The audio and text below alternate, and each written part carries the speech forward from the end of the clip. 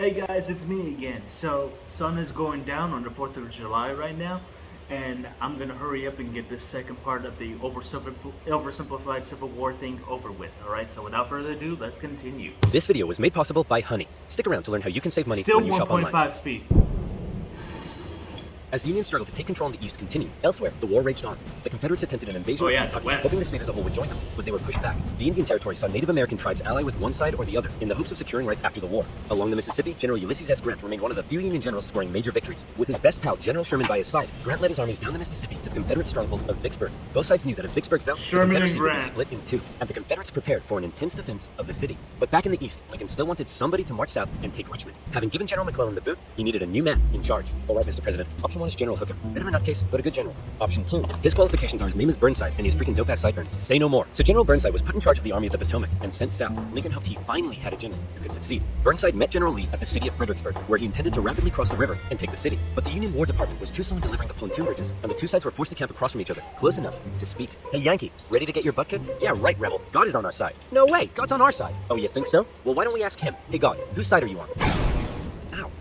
Dude, uncool. With over 100,000 men, the Union Army finally launched their massive attack on the 11th of December. But by now, the Confederates had amassed their forces. During the battle, wave after wave of brave Union men marched headlong into a brutal Confederate onslaught. Even the Confederates couldn't believe what they were seeing. And in one moment of camaraderie, a Confederate sergeant, unable to take it, reportedly came out into the field to tend to the Union wounded. Seeing this, the Union troops held their fire. Still, Burnside and his forces were soundly defeated at Fredericksburg and forced to retreat. Lincoln's popularity and Northern morale continued to plummet, especially as the winter heading into 1863 was bad. The winter camps were rife with disease. Fredericksburg was terrible. You can't do it justice with the video, hey, where do you think you're going? I'm deserted. What? Don't you love your country? Yes, I do. And I'm trying to get back to it as quick as I can.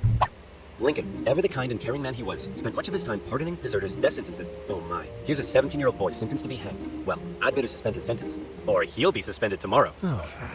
What? To try to keep the numbers up, both sides had introduced conscription. There was controversy in the North, however, since rich men could simply pay to have someone else fight on their behalf. Riots broke out in New York City, with enraged mobs, furious at the idea of going to fight for slaves, an idea that many of them simply did not support. However, after so much pressure, the Union had finally begun allowing black men to enlist, and these men, knowing what they were fighting for, signed up. By the end of the war, nearly 200,000 troops, 10% of the Union Army, would be black. The valor and bravery they showed throughout, silencing critics.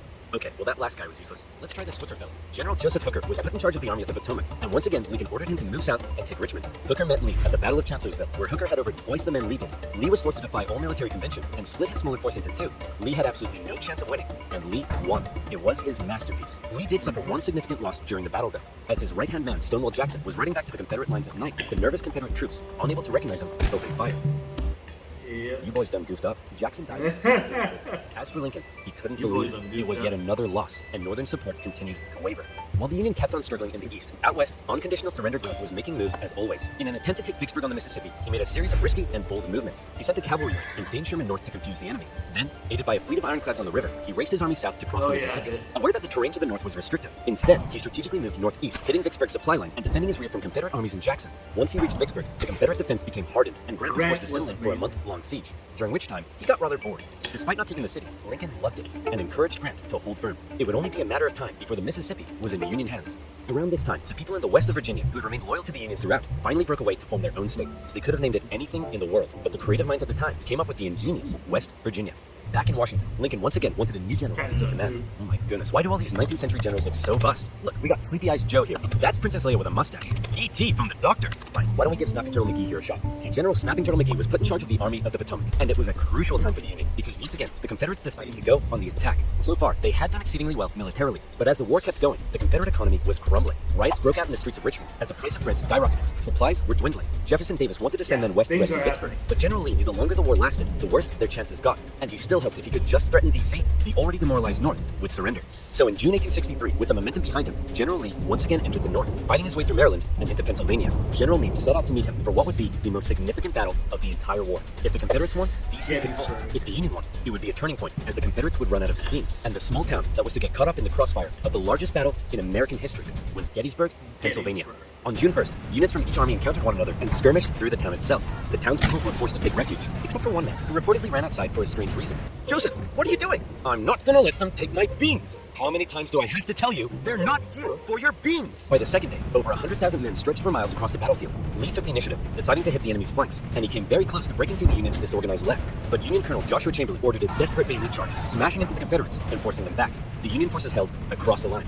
On the final day, Lee believed the Union Army had fortified its flanks, so he decided to finish them off with one massive central assault. The Confederates rushed at the Union lines during General Pickett's charge, and this time, it was the Union's turn to unleash hell.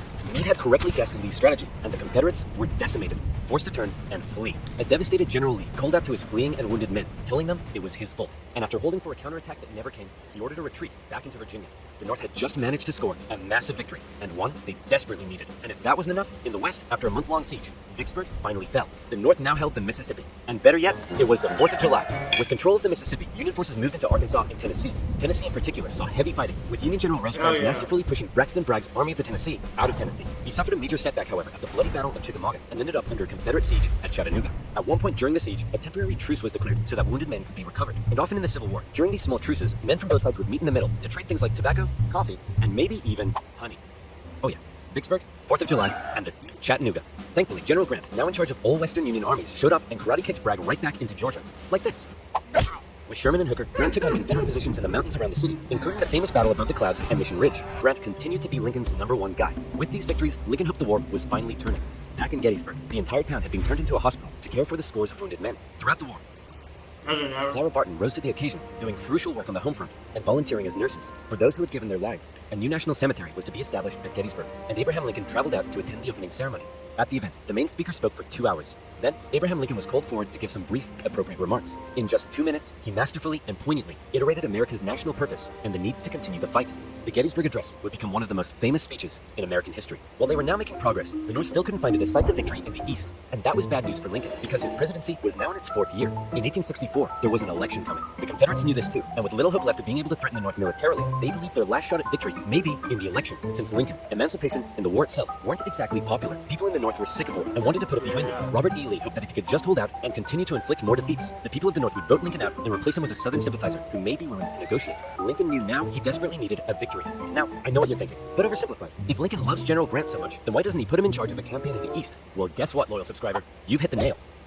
You're bold, Grant. I'll grant you that. I'm promoting you to General-in-Chief, and I ain't taking you for granted. Now I want you to go defeat Lee. Grant me my wish. Please stop. So Grant was put in charge, and he came up with a new plan. He wanted to press the Confederates on all fronts, with General Banks to capture Mobile, Alabama, General Sherman moving south to Atlanta, and Grant joining the Army of the Potomac as they advanced through Virginia. In May 1864, that plan went into action. Sherman steadily advanced on Atlanta, facing off against the smaller Confederate army under General Joseph E. Johnston. In addition, a cruel yet highly skilled cavalry general and winner of the funniest Confederate statue award, Nathan Bedford Forrest, was also nearby, doing his best to threaten Sherman's advance. But in a series of battles, Sherman dominated and pushed Johnson back to the city, but he was held just outside of Atlanta itself and was forced to lay siege. Meanwhile, the main show was happening to the east in Virginia. The Union's top general was finally about to face off against the Confederacies. Lincoln hoped Grant would bring something new to the Eastern Theater, and bring something new. He did. As Grant began moving south, Lee still regularly outmaneuvered him and inflicted heavy casualties, hoping to demoralize the North as much as he could. But here's what set Grant apart from others. He knew Lee was running out of men, and that the North by comparison had plenty. Grant would throw his forces at Lee, and even when Lee repelled them, Grant, rather than pulling back, would give the order to keep moving forward and flank Lee. Again and again. In under 6 weeks, 80,000 men would be killed, wounded, or missing. In D.C., Grant was criticized for being a butcher. At the Battle of the Wilderness, the Union casualties were so heavy that Grant reportedly began to weep. But still, Grant could replace his losses. Lee couldn't, and he was being pushed all the way back to Richmond. Lee knew once he got there, he'd be under siege. Then, it would only be a matter of time. Close to Richmond, Grant again suffered horrific casualties in a miscalculated assault at Cold Harbor. Then, trying to be a trickster, instead of moving on Richmond directly, Grant moved towards Petersburg to fight the Confederate capital and cut its supply line. But, just like Sherman, Grant was halted outside of the city, and he too was forced to settle in for a siege. 2 identical sieges would not be good enough for Lincoln's re-election. The people of the North saw the casualties Grant had been taking, and they weren't happy. To make matters worse, Lee had sent Jubal Early north to threaten D.C. with the hope of forcing Grant to withdraw to Richmond. Early was repelled on the outskirts of the city, with President Lincoln even attending as an observer, but the North had been given a fright. So with the war currently in a stalemate, who was to be Lincoln's opponent in the critical 1864 election? Who would the Democrats choose? Guess what, baby? I'm back. That's right. General George B. McClellan would run for president against Abraham Lincoln. My fellow countrymen, if you elect me, I, the great General George McClellan, will fearlessly and valiantly win the war. Unlike this douchebag, many Democrats, however, including McClellan's running mate, wanted to end the war. So it's possible McClellan may have ended up fearlessly and valiantly making peace with the Confederates, which is exactly what they were hoping for. With the war in a stalemate and Lincoln still not popular, it looked like McClellan would win, and the Confederacy may have a chance at surviving after all. Lincoln himself said that without some kind of major victory, it seemed exceedingly probable that this administration will not be re-elected. Well, fret not, Abe, because if it's a major victory you want, it's a major victory you'll get. Atlanta had been under siege by General Sherman for just over a month. After a number of battles around the city, Sherman sent a force south to sever the city's supply line, and Confederate General Hood was forced to abandon it. Atlanta, one of the Confederacy's most important cities, had fallen into Union hands. For many, it was clear that the Confederacy's defeat was now inevitable, and the war would soon be over. When the final results came in, Lincoln had won with an electoral college landslide, with the troops in particular voting overwhelmingly for Lincoln, which must have been touching for their commander-in-chief. Hey man, looks like you lost. No hard feelings? I didn't lose. I merely failed to win. In January, Lincoln involved himself heavily in ensuring the 13th Amendment made it through Congress. In a narrow and historic vote, the amendment passed. Slavery would now be constitutionally banished throughout the nation. Black men and women, watching the vote from the galleries, knew the work had only just begun.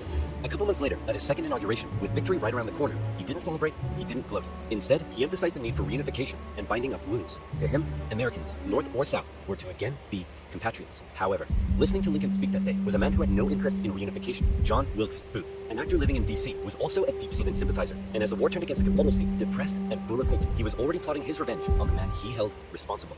With further Confederate losses, it was pretty clear at this point who would win. But still, Jefferson Davis showed no sign of giving in. The North were frustrated to see the conflict being dragged out. Why waste more lives? In Atlanta, General Sherman believed he had the key to forcing the Confederacy's hand. He had an unusually modern concept, that an army could only survive with the support of the people. Strike at the people, and the army collapses. Sherman decided to do something unprecedented. He would remove his 62,000 men from their supply line and march through the heartland of the Confederacy, where they would live off the land. There, they would wreak havoc. As they marched, they tore up railroads, burned farms, and destroyed communication lines. They also liberated thousands of slaves. The damage done was estimated at $1.4 billion. The tactics were cruel, but to Sherman, it was better than losing yet more men in battle. In December, he reached Savannah, Georgia, but he wasn't done. Next, he turned north to inflict his punishment on the first state to secede, South Carolina. As he moved, he came ever closer to General Lee's army, still holding out at Petersburg. The siege of Petersburg had lasted for 292 days. 60,000 of Lee's men had deserted. Numerous Union attempts to break through had failed, but when the breakthrough finally came, it came quick. On April 2nd, a Union assault finally pushed the Confederates from the defenses. Hey man, there's no need to evacuate, right? You'll rescue us like last time, right? Sorry, can't hear you. Lee narrowly escaped the city, hoping he'd be able to meet up with General Johnson and continue the fight. Grant chased him down. Richmond was evacuated, and Jefferson Davis went on the run. As they left, the Confederates set fire to military buildings, but the flames burned out of control, and as the Union troops arrived, they became firefighters. A couple of days later, Abraham Lincoln visited the war-torn city. Grant got up to Lee at Appomattox Courthouse, where he trapped his forces. It was here, on April 9, 1865, that Lee saw no point in continuing. Sir? Listen, bub, I drank a bit too much last night, and now I'm hanging like a fruit bat on a hot day. So whatever you have to say, I don't want to hear it. General Lee says he wants to surrender. Hot diggity dog! Grant and Lee met in the home of a nearby farm family, owned by a man who had tried his best to escape the Civil War years earlier. Wilmer McLean. Alright, can we all just hurry up and get this over with? Martha! Not now! I'm cleaning! Do you want us to get rats? Grant and Lee, after years of war, now spoke respectfully to one another. When Lee left, his face filled with emotion, Grant's men began to cheer, but Grant ordered them to stop. He knew that now was the time for reconciliation. Just over 2 weeks later, General Johnson would surrender to Sherman, ending the war for 89,000 Confederate soldiers in the largest surrender of the war. Not every Confederate state had surrendered, but the war was as good as over. Across the North, church bells rang out and celebrations erupted. In Washington, Lincoln gave a speech from the White House to a jubilant crowd, in which, among various things, he expressed his support for black voting rights. Lincoln had seen the nation through its deepest crisis. The presidency had visibly aged him. He had lost over 20 pounds. He said, sometimes, I think I'm the tiredest man on earth. I'm not sure tiredest is a word, but geez, the man's exhausted. Cut him some slack. On a carriage ride with Mary, Lincoln clearly was looking forward to being a president in a time of peace. He was apparently very cheerful, surprising his wife, and he told her that between the war and the loss of their son, they'd both been very miserable. Now, it was time to be happy. On the evening of April 14th, Lincoln attended a play with his wife and some friends at Ford's Theater. It was a comedy, and the president appeared to be enjoying it very much. In a nearby bar, John Wilkes Booth swallowed 2 glasses of brandy. He slipped quietly into the president's booth and awaited for the audience's laughter to rise. The president was shot in the back of the head. Booth fled the city. Soldiers carried Lincoln to a boarding house across the street. There, doctors declared there was nothing they could do. Surrounded by his heartbroken wife, son, and members of cabinet, at 7:22 the next morning, President Lincoln passed away.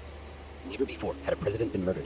A shocked nation mourned as a 12-day funeral procession carried Lincoln back to his home in Springfield, Illinois. On April 26th, Union cavalry found John Wilkes Booth in a barn in Virginia, where he was shot. Not long after, Confederate President Jefferson Davis was also tracked down and arrested. Imprisoned for 2 years, he was eventually released. The North didn't want to put him on trial, for fear the jury may rule that Southern secession had in fact been legal. To ensure reconciliation, other Confederate generals and politicians were allowed to re-enter life in the now restored Union. Scattered fighting continued into May, when the last Confederate forces in Texas disintegrated. The Southern states came under Northern military occupation to prevent any further rebellion, and a very difficult era of Reconstruction began. Over 3 million Americans had fought, brother against brother. The Civil War remains the bloodiest conflict in U.S. history, but the Union had been preserved. You could say the real winners were those who were to never again be slaves. Further amendments passed by Congress gave black individuals the right to citizenship and to vote. Significant progress had been made. However, entering into the 20th century, it was clear the fight for equality would continue. In modern America, the man who fought to preserve the nation and never gave up in the darkest of times stands as a symbol of honesty, empathy, humility, perseverance, and courage. A continuous reminder of what has forged America and what it should ever strive to be.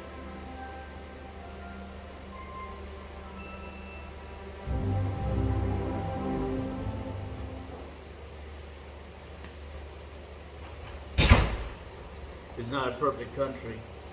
America is not a perfect country, but it should always strive to be better.